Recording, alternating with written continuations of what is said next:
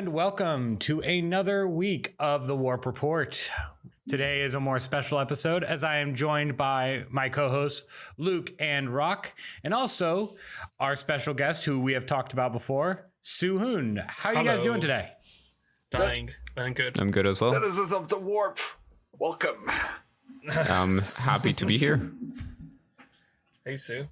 Long time no see, Hey. actually. In a week. Just last week, a couple weekends ago, right? Yeah. Yeah, it's good to have you here. I know you've been on the forefront of this ever since I came to you one day and said, "Hey, I'm bored. Luke and I want to start a podcast. Can we use the 40Korea name to do it?" You know, Yeah. It's been officially a year now, I think, because you shared the pictures I think it was this week, Sue. You shared the pictures or one of the first matches we had in your place. yeah. It's been officially a year since the 40K thing started here. Yeah, I think it's been just over a year now. And, when Nick, came forward with the idea of podcast, I was like very surprised by it. I didn't know that was even going to be a thing that's part of our community. I mean, I appreciate all the work you guys been doing. It's great. I wholeheartedly support everything that you guys are doing. So congratulations to everyone. Yay. Thank you.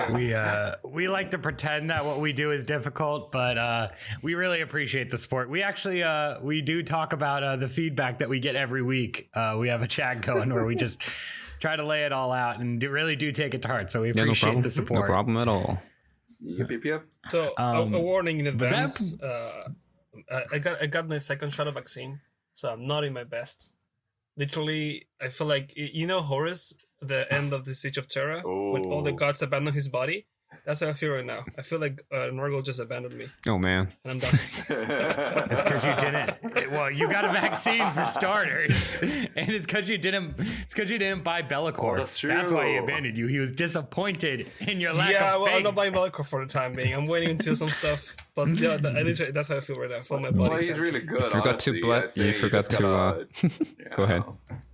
I'm waiting until the chaos soup from I ordered already some discordant and decimators, and let's see how that goes. If everything goes well, yeah, probably I get the Oh Bellicor. my god. But yes, the gods have abandoned me. Go on. The Nurgle God.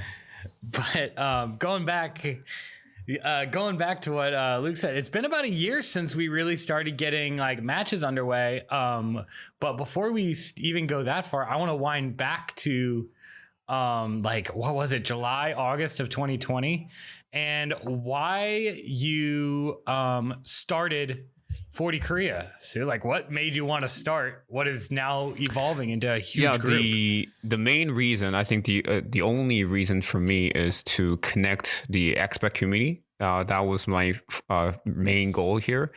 And before coming to Korea, I lived in China, and China had a very extensive expat community from all over the world, from all the different provinces of China. Coming together, they had a WeChat group, which is very similar to KakaoTalk, and they have like over 200 expats just in that one chat. And if they have a community event, the people can get together and run tournaments and such. And when I looked through. When I looked at Korea, they didn't, because I wasn't going to move over here last year. So I looked through it and there was nothing. There was nothing of sort. And they had like Facebook groups, but they didn't really seem connected or cohesive. And there's just seems like there wasn't much engagement that was happening. So I kind of took it upon myself to kind of reach out, and start this group. So that, it's just to connect people and, if I didn't have this venue or this Kakao Talk group, I wouldn't have really met you guys, and I wouldn't have made connections with any of you. So this is talking to you guys right now. This is a prime example of why I made this kind of community, so that people can connect with each other and meet people. That's really the main reason. So that's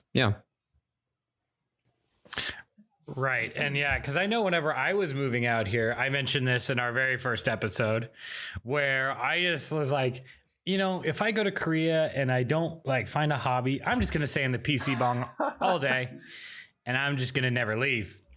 I was gonna, be a grandmaster league player by now. Well, since I was one of the person who basically got catfish into 40K. Yes, I'm gonna say catfish because Justin bless you, but Justin bless you. But God, you catfish me. And then when I was still learning how to play, it was literally one of the first games that I had with Sue. We had this Tyrannus versus Space Marines. We were Justin and me versus him. We got bodied because he went first. It was 8th edition, by the way, but it was fun. But it was fun. But again, when the whole thing started, it was only 3 people on the Facebook chat. now it's a mess of cacao. But overall, so you think so that so there was a gap or a big bridge between the expat community and the local people that now is slowly kind of trying to break in? Because I noticed now in the new league season we have more local players than just expats. Yeah. We got a lot more. So last league, I think we had about 18 players total, but now we're well over 30. That's a great engagement numbers, and hopefully next season we can continue to grow upon that. But so that's another thing, right? We are in Korea, and we do live here, and I think it's also really important to us, as expats, to engage with the local players as well, and then just bridge the gap a little bit too. Perhaps you never know, right? You never know what kind of connections you make with the local player, and you just never know.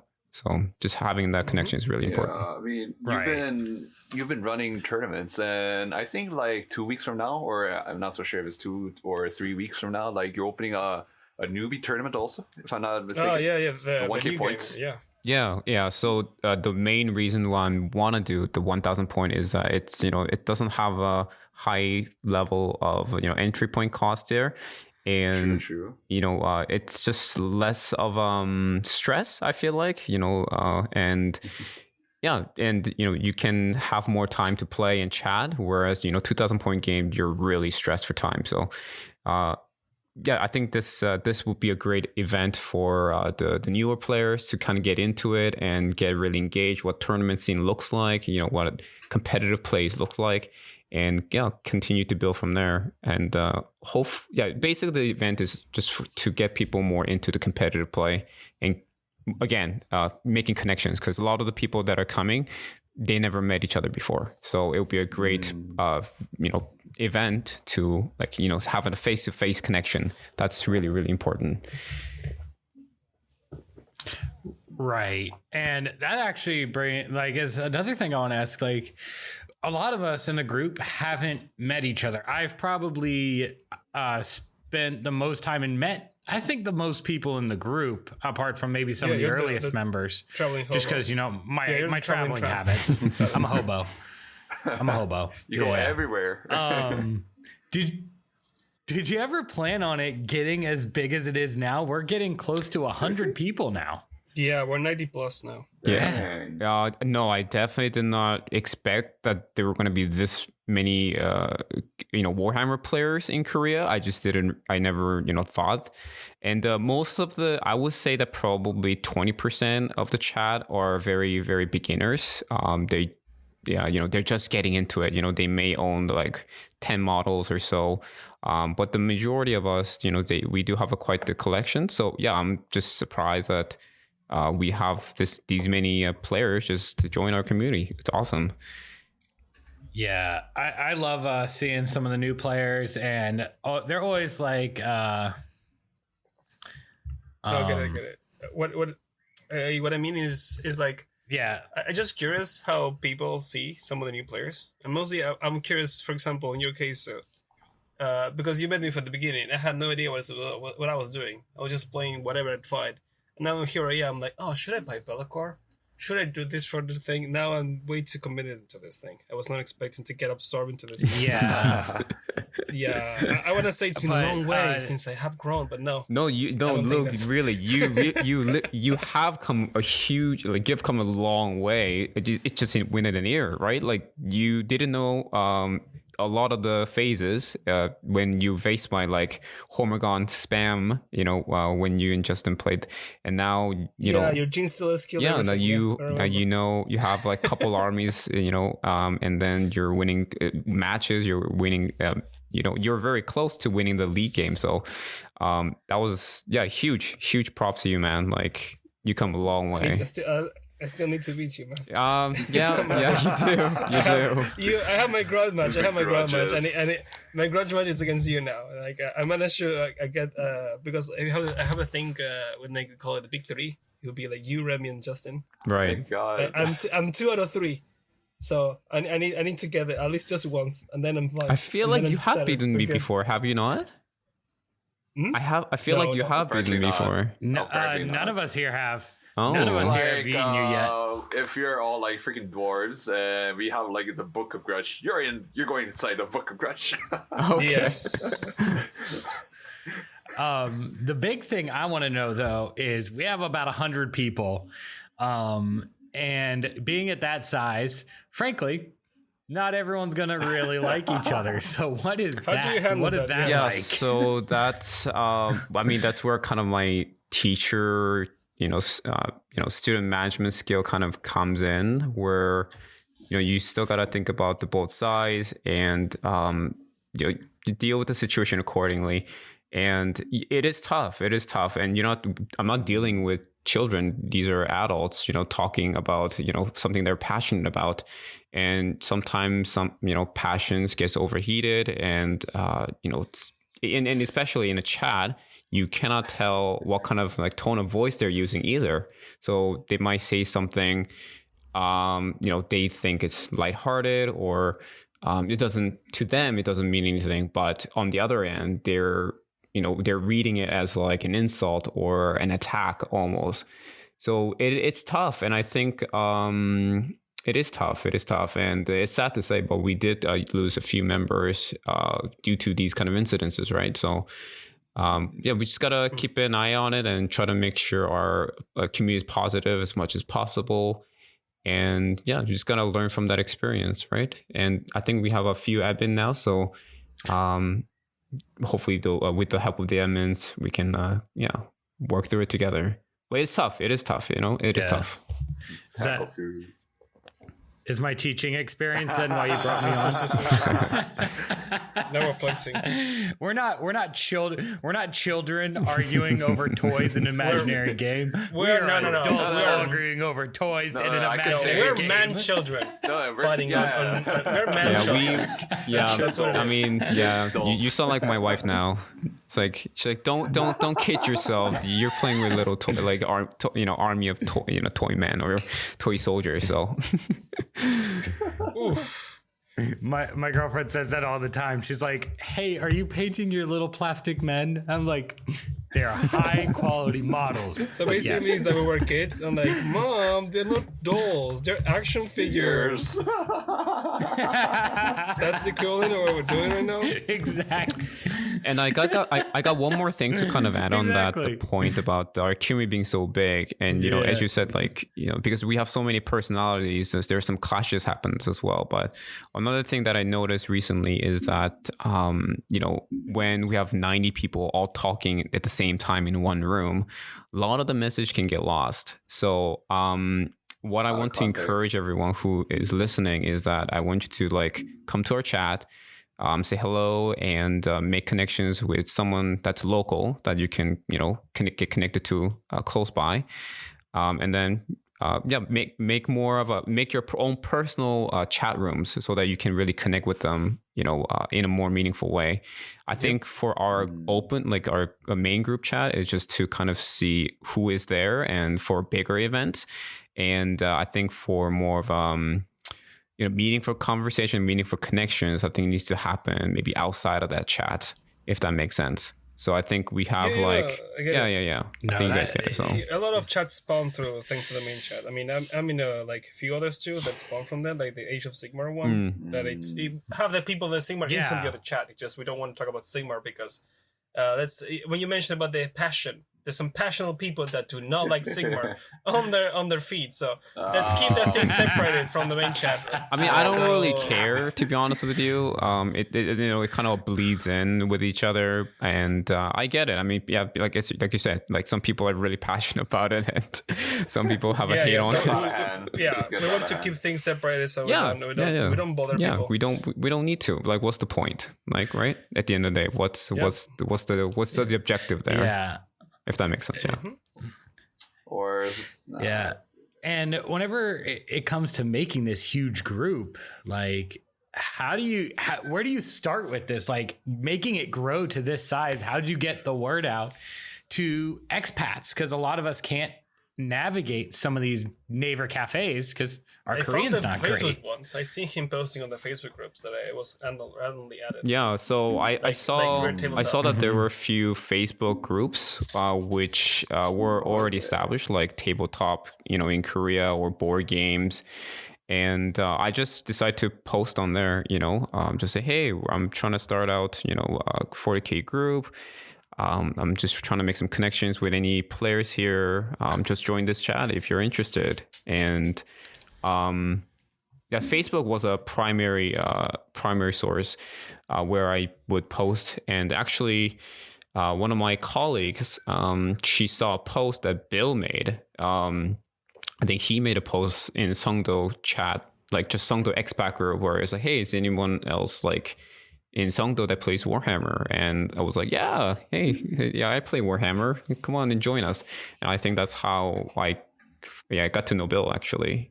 So that's how we got the orcs. Yeah, I remember that. And then I think we got together. Yeah, we got together with Bill and Bill. Justin. We played like a really small 1,000 point game. And that was good fun. And yeah, it was really, really good to just meet people. Yeah, because I was on Facebook and I saw one of your Facebook posts. That just that's how I found you guys, and I played with, of course, you, Bill, and Justin. I'm really glad that you were able to land close to us. Like, if you were really far away, I don't think it would have connected as much. But since you live relatively close, we get to play more and meet more often. Right. To be fair, I think that Nick got catfished into the community. You want to? Okay, I have my theory how you got catfished. He didn't got catfished by Warhammer alone. He got catfished by the fact that he was locking his apartment, and Bill was bringing him the goods. He was bringing him supplies, while every single one of his co-workers were locked. They could not get anything, but the man has his snacks, the man has his beer, the man has his stuff. Meanwhile, all his partners could be just locked, crying, and he was just sitting, chilling, building, painting some models, or like getting some snacks. That's how he got catfished. Right, the 2 weeks of quarantine of pure Warhammer. Right, 2 weeks of pure Warhammer. Yeah. You guys brought me Leviathan Dreadnoughts, Angels, and snacks. But the next thing I want to go just keep don't going run for your pass, we Nick. now have don't run for your pass. No, we're nope. I am not that man anymore. I'm not the same. What's it like trying to like bridge this language gap whenever I would say we have plenty of people in the chat that do speak Korean, but a lot of them who speak no Korean. What's it like trying to bridge this gap here? That's a really tricky one. I don't think we really have an answer for that. I think it just has to be open-mindedness on both sides. And, I understand that it's hard to go outside of your kind of like your small group of friends and player groups and then seek someone else who may not share the same level of language skills or just communication skills, right? So I understand, like it's tough. It's tough, and I'm in a unique situation where I can do both. Like I can kind of mingle from one group to another, but I still feel like I don't really belong in the Korean group because I just haven't had much experience playing with the Korean players, and I think it's just I need to make a time investment to get to know them and, get into their community and get to know them, become friendly with them.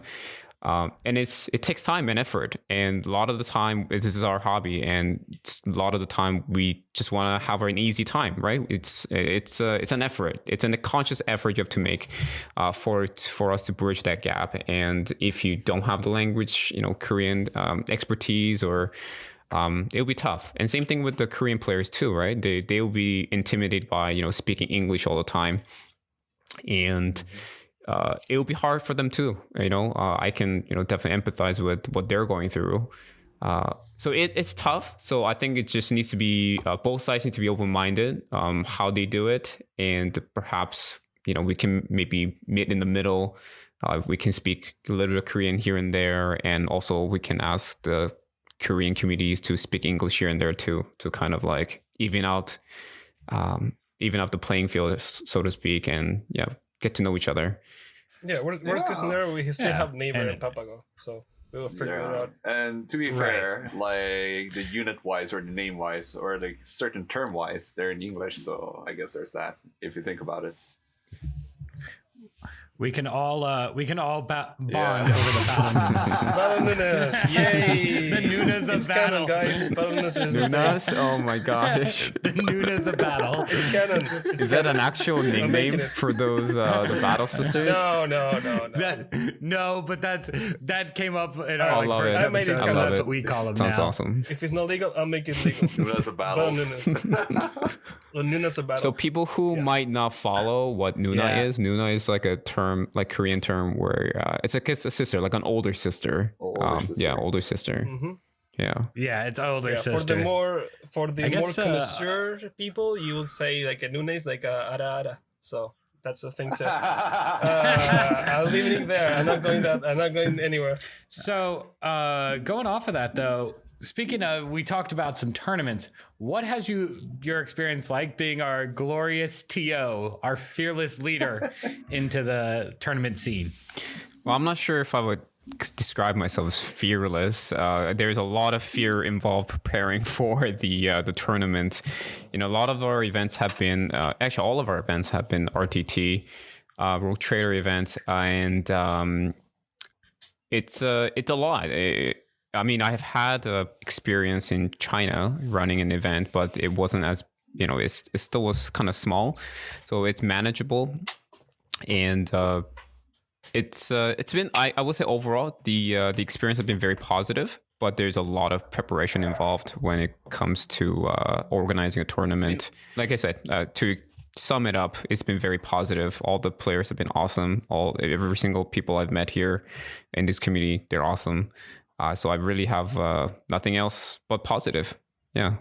Is there anything else? Yeah. I mean, we love our tournaments. Awesome. But one thing I want to look into is what exactly, to the person that may be listening, that's like, man, I want to do what they did. What goes into making something like this? Like, what goes into making your tournaments happen? I do a lot of research, and since I'm an art and design teacher, aesthetics is a big part of me and part of my blood. And I don't want to bash on other tournaments, but I've seen other tournaments, tables, and terrains where it doesn't look like it's very fun to play on, if that makes sense. You guys know what I'm talking about? You guys know the table I'm talking about? In private, yeah. Yeah. I mean, there's a reason why the competitive chat room for me is called landscaping. Yeah. There's landscaping. That's why there's a reason why I call it that. And that's exactly what you said. And I want people to have fun, also balance, but I also want, it is a hobby, right? So I want the table to be good looking as well. So that's a huge thing. I'm sorry, what was the question? I totally blanked. Say again. Can you say again? No, that was exactly what it was what goes into making these, small time tournaments happen, because whether you're someone trying to start a community or a store owner, everything starts at an RTT, right? Every GT, every major, it can trace its roots back to an RTT in a game shop or in somebody's house. Yeah. Basically, I'm fortunate enough that I have enough space to run a small tournament at my house. So that's really important. So if you guys want to do it, first of all, obviously you need space and terrains and tables. And that's pretty much all you need to really run an RTT.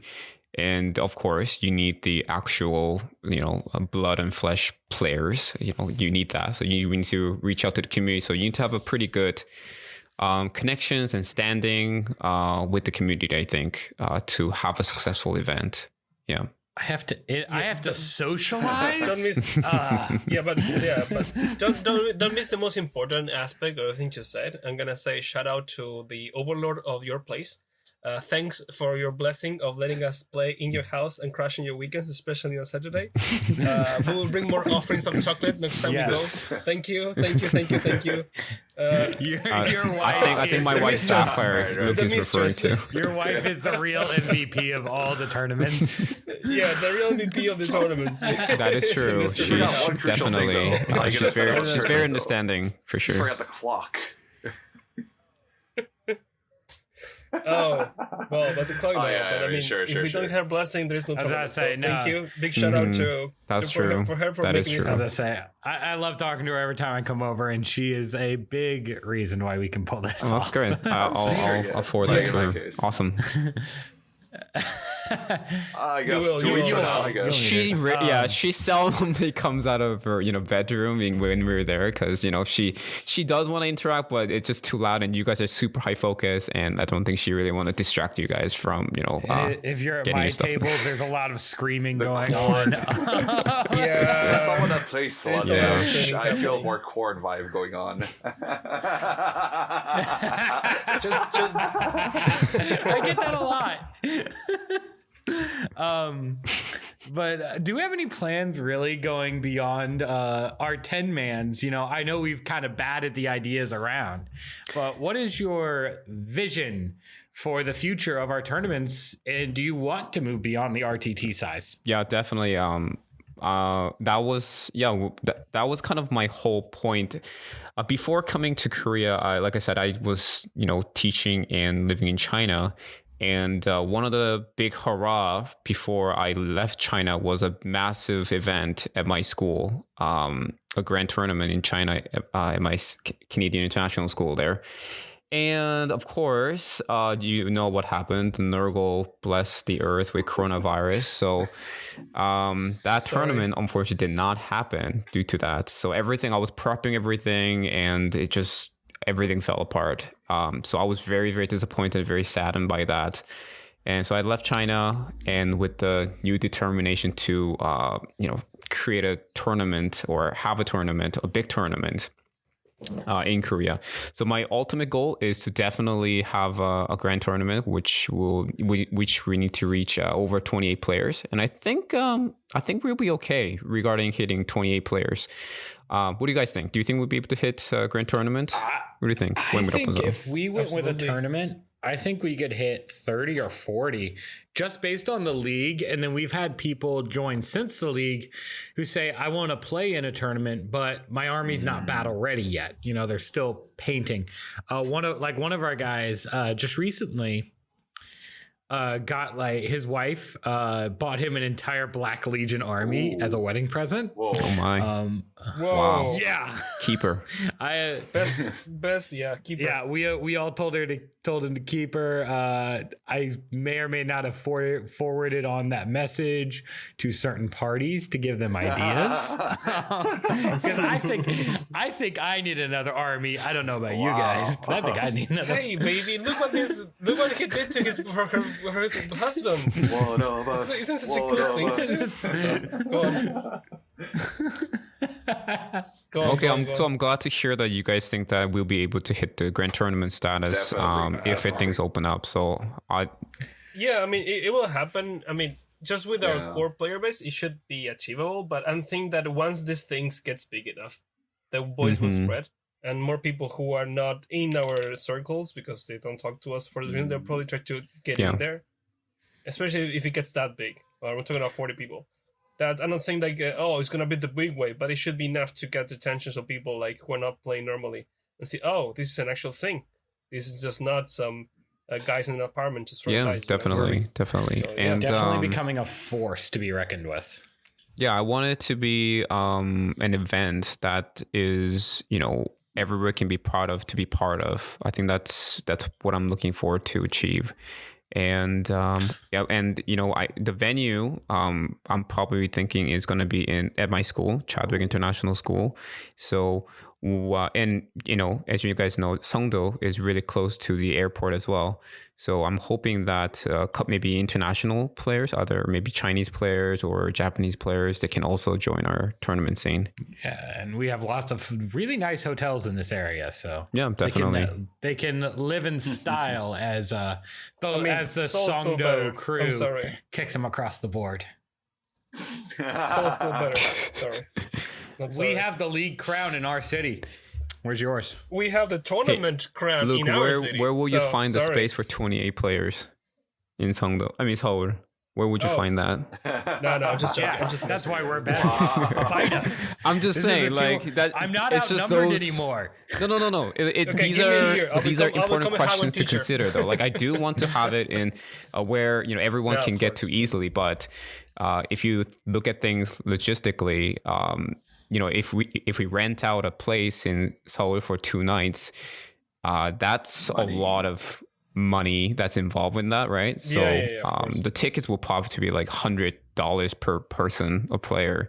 That's not really something that we want to do, right? So anyways, that's something that I definitely want to, like, for different venues, but right now I think probably my school is that's the most feasible on the wall wise. Yeah, we did grab some international attention recently, so we could.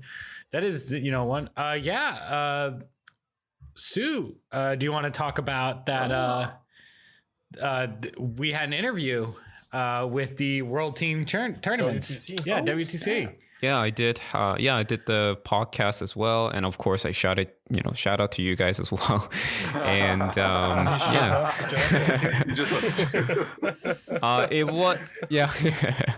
it was a. I would say that it was a great interview. It was great to talk to the WTC organizer, and I'm a little skeptical at the same time as well, because we're still living in a world of coronavirus, and the travel is not something that is done easily, unlike past years or so. So I don't know, it's just hard to, when I really do want us to participate in WTC, but a lot of the traveling restrictions and how expensive it is just to even get there, it's it's tough. It's tough. Right. Like, it's tough. But it's an investment. Yeah, and anyone that wants to listen to that interview, if you're watching on YouTube, we will have that link for you down in the description. That'll take you straight to that interview that Sue had with the WTC. It was a very good interview. Yes, I highly recommend it. I enjoyed it. Oh, good. I'm glad. Same. It was 5 a.m. in California when I was listening to it because jet lag. Yeah, the interview was great, especially the shoutouts. I better watch that. Yeah. I better watch it later, I guess. Yeah, it was good. But it was fun to see some of the photos that he shared on that podcast, because he was it was sharing previous events, and I remember that day. I remember that day. That's how I felt when I was watching it. That was cool. But if you just kind of rounding out this topic here, if you could give some advice to a new TO who's trying to start up their own 40K community wherever they are and get some traction, what is your advice you'd give to somebody that you've learned that nobody that you've learned after running a couple of events? Yes, one word: time. Time is the most important and the valuable thing.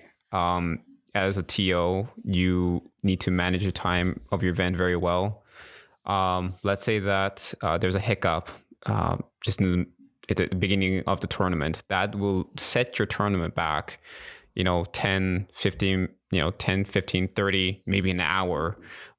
So when everyone needs to go home at like 7 or 6, then now the event will run all the way to like 9 or 10 p.m. And that's even like a smallest thing can really make things out of order. So definitely manage your time well and be strict with your time. Otherwise, your event is not going to run smoothly. So if you, at the end of the tournament, if people, enjoyed it and didn't really have any complaints, that means you ran the tournament well. And let's see, logistics, figure out the logistics, all the details, work it out. And don't be afraid to get feedback from your player base as well. And they will give you some really helpful feedbacks, as I got from our player base as well. So since we're at it, I'll take a chance to, this is a random question. go for it. How do you manage, for example, you're the TO, right? You're in an event. And when there is an issues for the players, because even though you know they're players, most of them, at least to a certain extent, are friends. Yes. How do you balance that out? Because like I mean, for example, someone is late because X reasons. The person is but he's your friend and everything. You know, he didn't mean no harm. You know this happened because I don't know, something happened. Oh, but you gotta follow the rules, man. That's the penalty. Boom, you lose 10 points or something, or the clock is ticking already before you arrive. How do you balance that out? You just have to play by the rule book, you know. In this case, it is a tournament, and even though, let's say, the player is a friend of mine or whatever, I cannot give that person a break. You know, it is a tournament. I still need to run it, you know, ethically and fairly. So if they're late, for example, I'm gonna run the clock on you. Like if you're late, let's say that you're 30 minutes late. I'm sorry, you're gonna have 30 minutes less playing time because everyone was here. It's not acceptable that you were late. You should have been here on time. Or if there's a rule that they violated, yeah, they will be getting a yellow card or red card depending on how bad it is in. So that's what I'm expecting from everyone. And so far, I don't think we really had any incidents that I can recall that was really a big issue. I think everything was resolved peacefully and civilly. So I think, so far, I think we're a pretty positive group of people. I don't think we ever ran into like a person that was really negative or that was ruining the whole scene for everyone. I don't think we ever had that incident. I hope it will never happen. Hopefully not. Yeah, I know. I remember that I made a mistake with my list back in the day, but I saw a mistake. So, oh no, I messed up, and I just text you, hey, I made a mistake. Hit me up with that yellow card ASAP. Because I messed up with the rules. I took one in a tournament because I messed up on the AP. I think I walked over to you while you were finishing up your game, and I said, "Hey, I'm taking a yellow card." I said this weapon was AP2. It was actually AP1. What will happen in those like events, like when everything you just done already? It's like let's say if it was like game changing moment or something like that. Yeah, that's a really tough call. And I think there was a particular incident that was like that. Yeah, it's that one is a really tough call. So it really is like case by case, scenario. But if it's something that was really bad, then they would probably have a yellow card and a yellow card on the next one in the next tournament. Does that make sense? Yeah. So does it like stack over? So or like what does this? Yeah. What does this yellow card mean? So yellow card is like a stalker. It's a warning, and then obviously if you get 2 yellow card, you are booted from the tournament. So you will receive a 0, and you don't get anything. And then you will have to wait until the next tournament to come back in. So it's kind of like telling you a harsh warning that like, hey, this is not acceptable. You should have known your army better. And then hopefully you learned your lesson and then go from there. Of course, the yellow card doesn't like stack over time, right? Like, for example, you made a mistake or you did something early and then you got a yellow card at the beginning of the round and you finished the tournament strong, right? Like you didn't do any penalties or you didn't make any errors.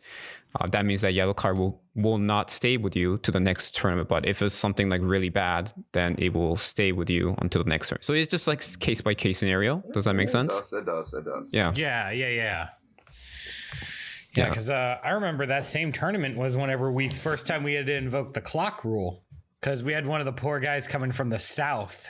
And he was like running to make it. And I remember standing in the room, trying to talk to you and delay starting the clock as much as possible. Because I felt bad for the guy because he was coming from so far away. Mr. Hamster. Yeah.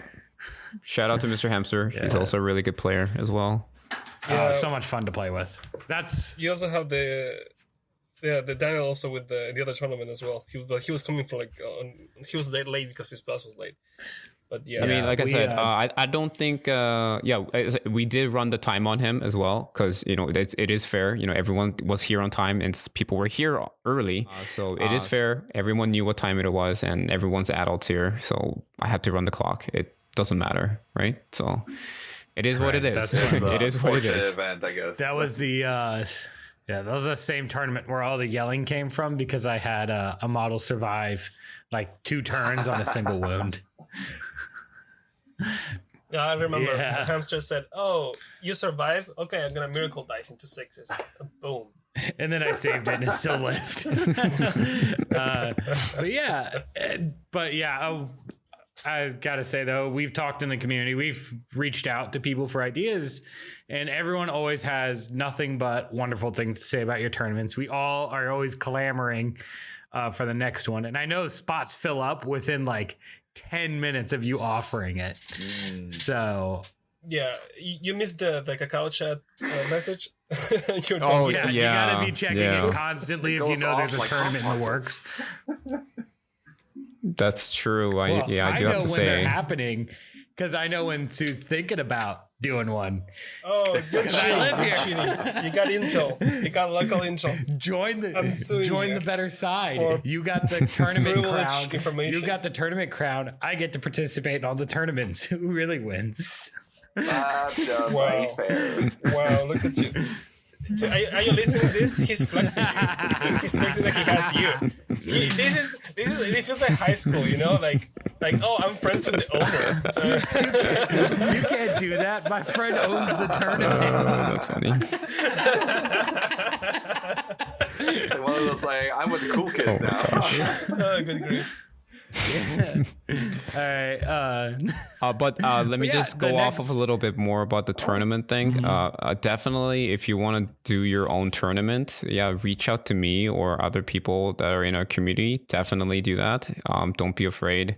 Because I do want people to have their own local, regional space to engage with their local community and build a community base there, right? And eventually, that will help the scene more than anything.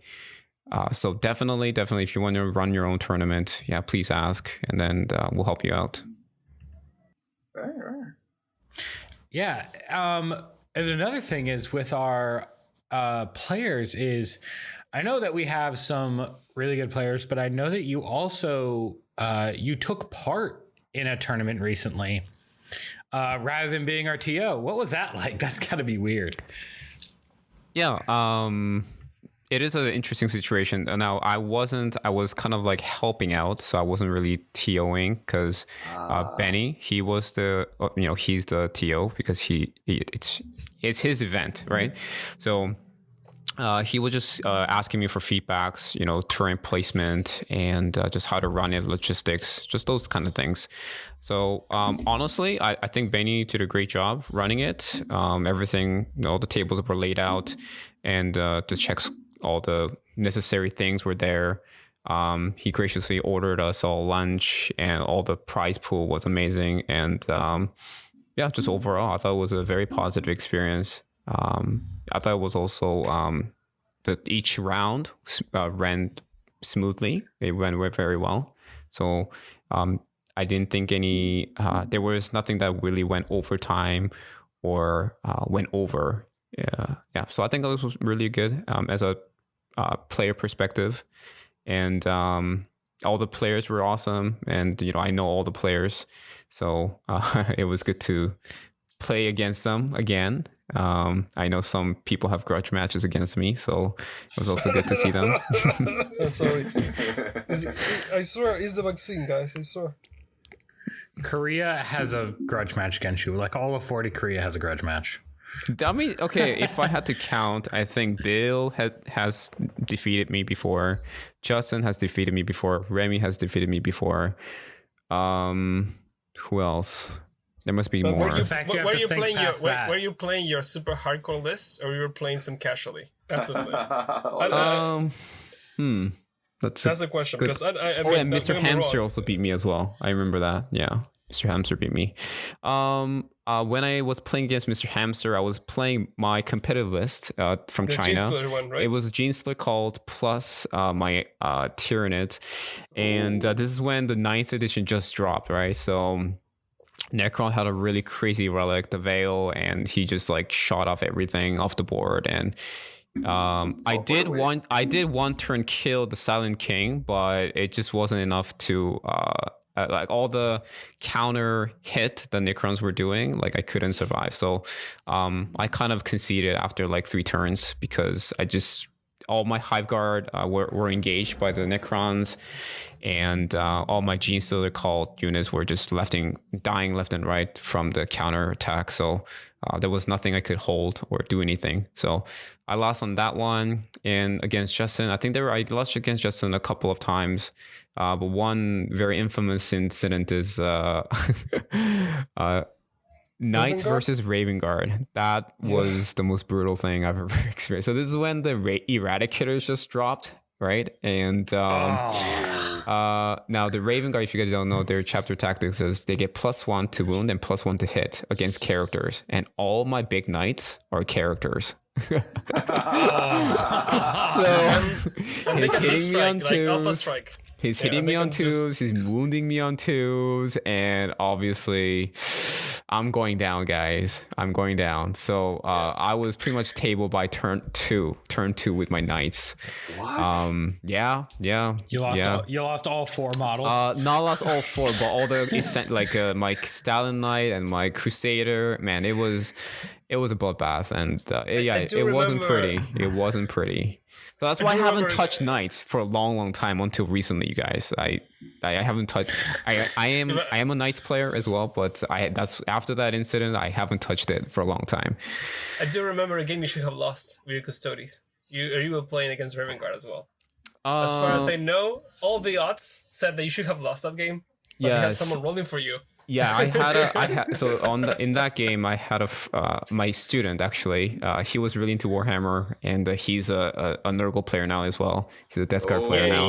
Good job, good for him. Anyways, he came over and he was rolling dice for me because I just wanted my student to engage with the game, and he was rolling 6s like nobody's business, and outsource your 6s. Yeah, his father was like super hyped. Yes, I remember that. That was one of my most fondest moments for sure. Playing Warhammer, just my student rolling 6s to save and hit everything, and Justin's his face is like, "What is happening right now?"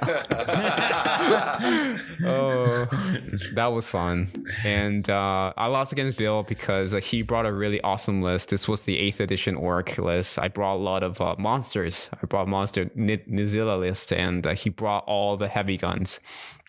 So the mech gun list. The mech gun list, and oh man, those things hurt. Those things hurt. So he was and everything. Yeah, he was killing off my monsters like nobody's business as well. So I didn't really. It was a close game, but I still lost. And then another last one that I'm going to talk about is against Remy.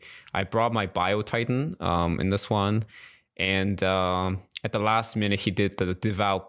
I made some critical mistakes, like not finishing off his Vanguard veterans. That was also a really big mistake on my end. I fell back, and then I charged into something else that was into his backline. But his Vanguard vet was able to get into my backline and was able to clear out the objective holders. And also another thing that he got me was the devout push. He fell back with his another Vanguard veterans, and I was gonna try to get the engage on the front with my Lictor, but then he did devout push into my Lictor and killed them off. So there were a couple of there were some mistakes. Yeah. And that cost me the game. So I lost to Remy on that one as well. Rest in peace, Devout Push, because he was nerfed. Just in case you don't know, Devout Push, you could like charge without charging. You can like pile into enemy units without charging. So you avoid the Overwatch. And the Bio Titan in that case, for example, you can avoid the Flamers, you can avoid like very scary things.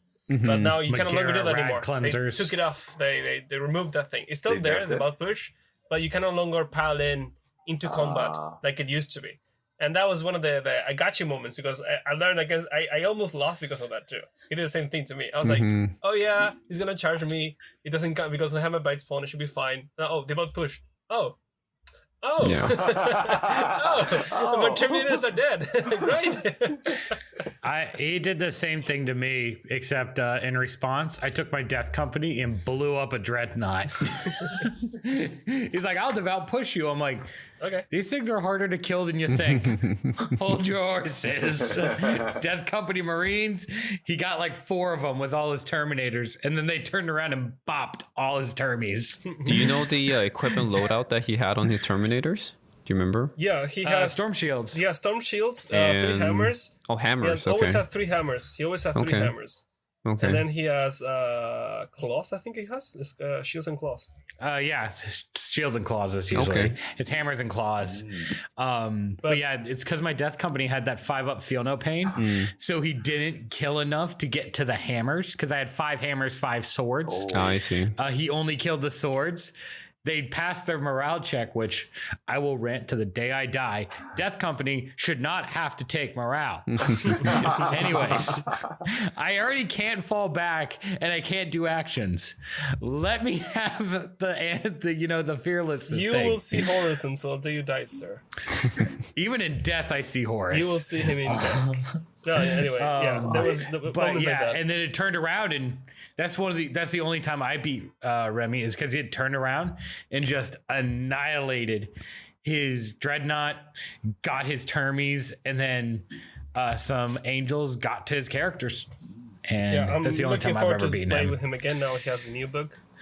He's probably gonna pull some wacky stuff. Actually, I have one more. The most recent loss I can think of is Jean. I lost against him. I invited him over, and I let him pilot my the night list. And I was testing out my Gene Stick cult, and it was also a close game too. Yeah. So So it was you then. So you did this to us. You did this to him. You can see.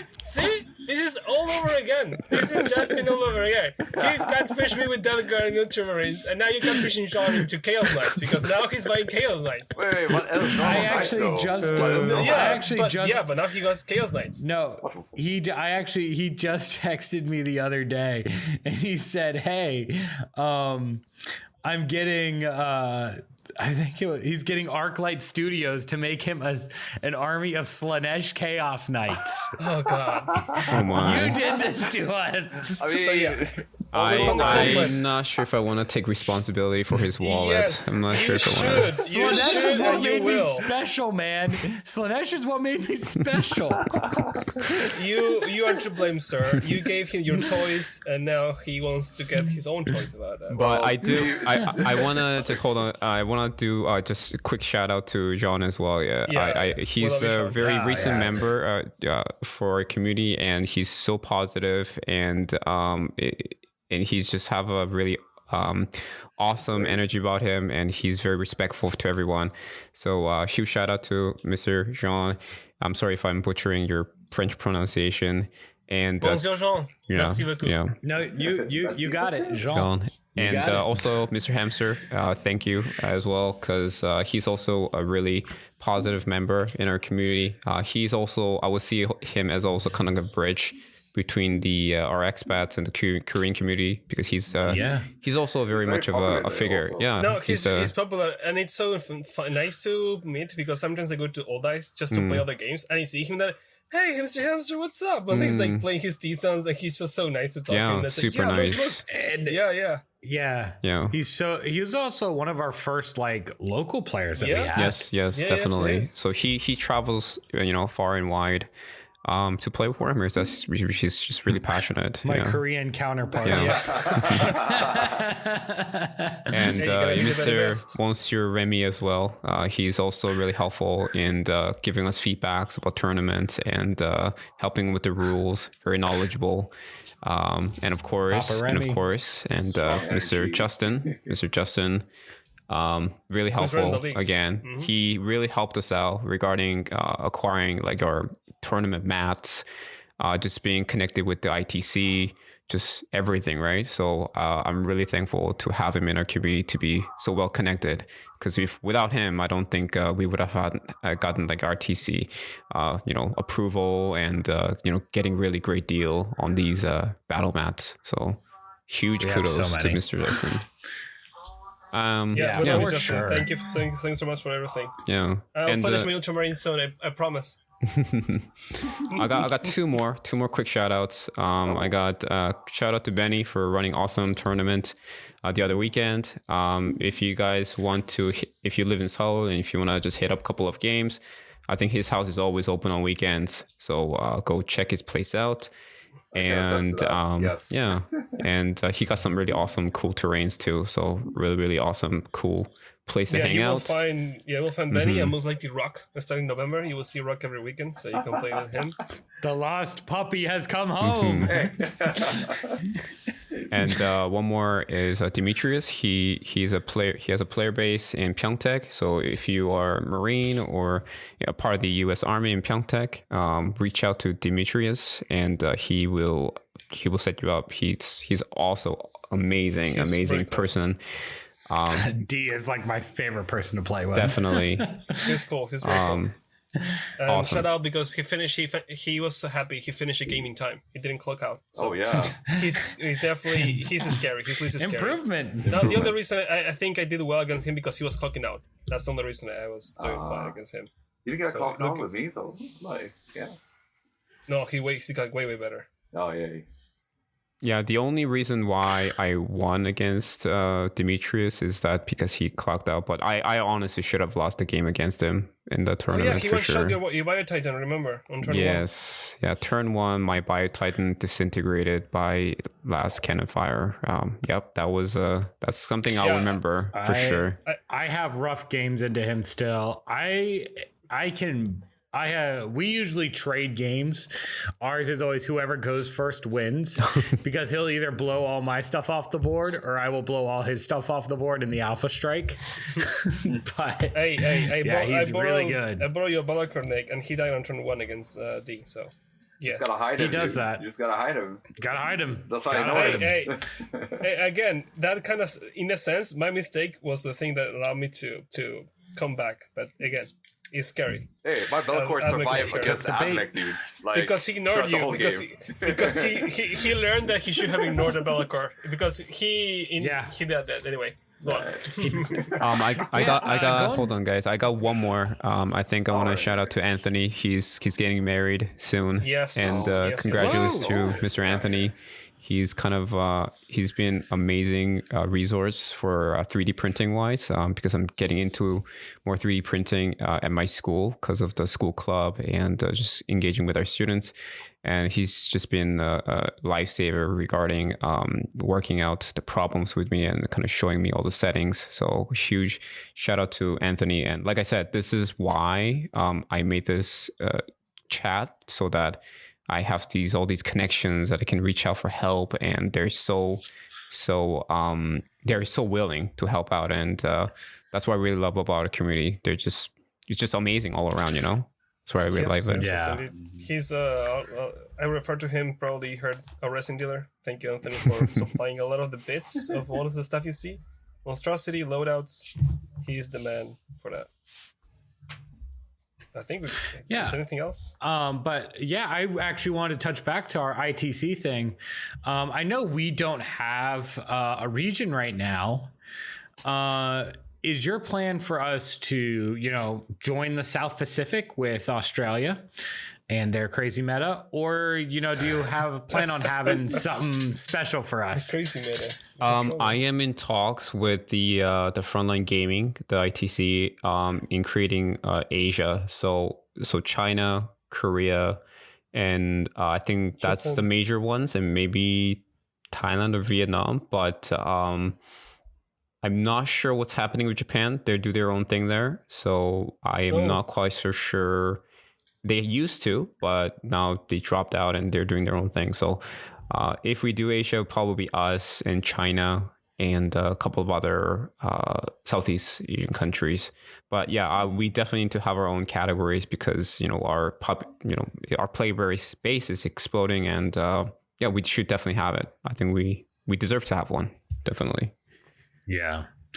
Do we have plans for international competition then? Since you want to make a region for us, we got to compete. Can you? What do you mean? Can you do you have any plans for us to? I know I am planning on the LVO tournament, but are there any things maybe hosting some international stuff here in Korea, trying to make us the epicenter of that new Asian region that we might get? Yeah, I mean, I want to do one step at a time first. I want to just make sure our own event, regionally happens and runs well. And once that gets going, that could be a conversation we can be had. But that's not something that I'm looking into at the moment, because we just need to make something happen for us regionally first, and then we can talk about that going on forward. Maybe we could do instead of WTC World Tournament, we could just do Asia Tournament, where different teams from Asia come over here, and we could get out who's the best who's the best Baby country, steps. I guess. Baby steps. Yeah, baby steps, exactly. Baby steps. You know me, the over enthusiastic. I dive headfirst into everything at 100 miles an hour. So no, I love that not though. showing I you. love that about you, man. You created this, you guys created this podcast, and you go around and take these beautiful photography for people. I mean, you know what, man? I'm really happy that you guys are a part of our community. Really, you guys are awesome. we're very happy that you made it. I was gonna say, yes, I am the traveling photographer. I'll be putting up some pictures of those photos on our Instagram, but I just like to say I have 5 horses in the newest painting competition, because I had a hand in 5 of the entries of the 8 or the 7. I think I had a hand in 5 of them. Indeed. But hey, it's what I do, man. But yeah, the last thing I think that I just want to, some closing advice for anyone who's trying to start a community, because, that's the hardest part. Tournaments, I feel like, come naturally once you get some people together. What would be your advice to starting a group, trying to get the people together to make the tournament happen? Seeking out to people who have already done it before. So you could always reach out to me. You could reach out to Demetrius, who's in the south, and you could also reach out to Benny if you're in Seoul. And you reach out to us. It doesn't have to be just a one-man effort. It's a community effort. So definitely, if you want to start your own thing, let us know, and then you can ask us any questions and start from there. And as we have already the player base here, so you could always shout out to our open chat and be like, hey, is anyone free on this day? Sign up. Let's make it happen. So you get a ton of people. Yeah, I think you always get a lot of people. Definitely. Careful what you wish for. And yeah. But yeah, I mean, our chat, there's always, I think at almost any given time, there's an admin active in the chat. I know a lot of times late at night, once we get into the evening, it's me, because I work weird hours. But we almost always have at least somebody active who can either help you or get you in contact with the people who can help you. Yep. Just say hello. And don't be scared. Just leave the group. Just let us know. Yep. We have that happen more often than you think. We don't judge. So, But yeah, do you guys have any more questions? I think we covered everything. Yeah, I think that's pretty All much right. it. I mean, we got a good answers. We discovered why John is going to Chaos Knights. I think it's a good day. Oh, I don't. That was Speaking of not my Knights, fault. That's all him, man.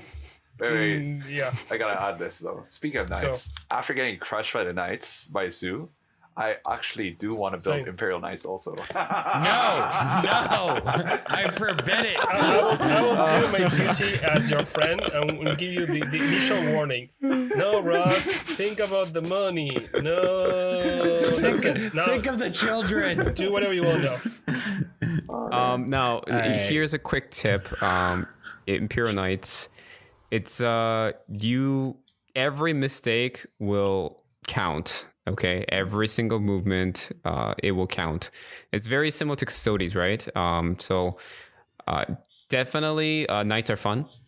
They're definitely fun, and if you want to try, I can lend you my Imperial Knights, and you can try it and see how you do and how you like it, and then perhaps, All right. if you like it, then you can really commit to it. Because I think we have enough players with enough armies that you can just borrow it for a day or two, and then you can make a decision then, right?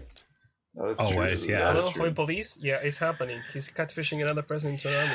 Oh, yeah, go on. Anyways, yeah, I think that's a good place to stop it. So, may Sanguinius watch over you this week as we go. And anything from the rest of you? No, thanks, Sue, for your time today. Thanks for joining us, setting the whole thing up. Yeah, thank you for having me. Thank you so much. Yeah, hopefully this will be not the first or the last time that this happens. So maybe another time when they have another event coming up, we can try to promote it in the meantime. Well, stay on the lookout. Stay tuned for more. Okay. Bless the four-armed emperor, everyone. Okay. Lord God bless. And be with ya. This has been the Warp Report.